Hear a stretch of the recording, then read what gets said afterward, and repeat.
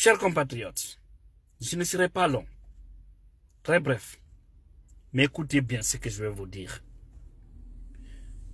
Tous ceux qui avaient des doutes ou qui ne savaient pas ce qui se cachait derrière cette nouvelle constitution satanique dont des apatrides de la République veulent imposer sur le peuple de Guinée.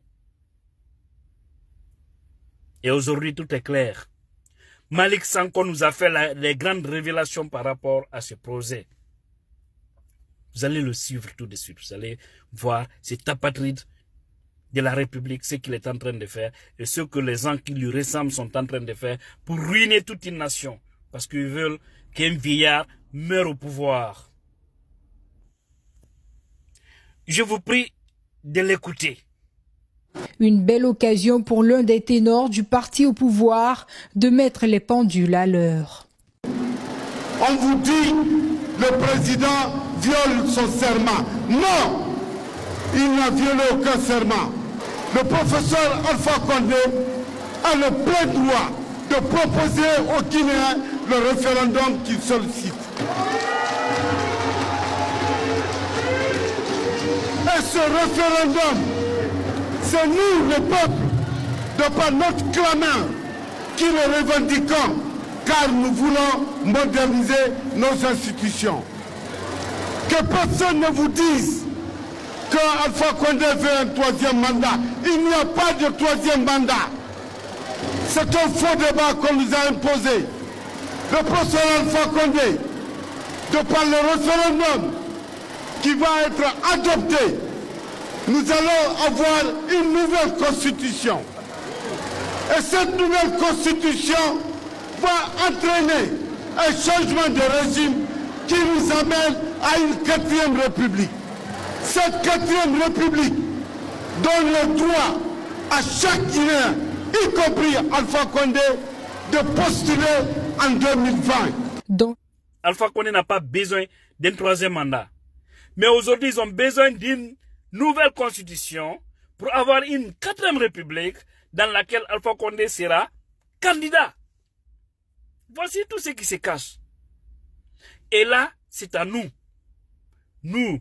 les Guinéens.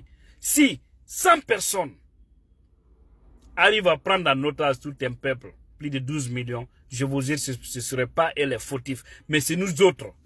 Et il faut savoir que ça, c'est loin de la politique. C'est très loin de la politique. C'est une question de souveraineté nationale.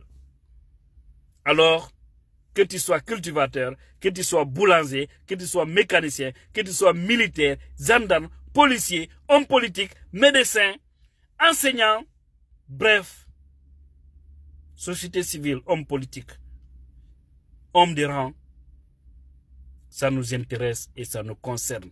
Nous devons tous se lever pour barrer la route à ces apatrides de la République qui veulent ruiner encore l'économie du pays.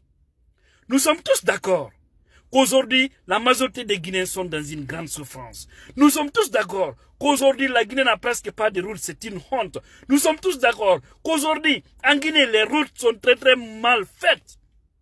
Nous sommes tous d'accord, depuis que l'arrivée d'Alpha Condé, il n'y a eu de problème que de solutions.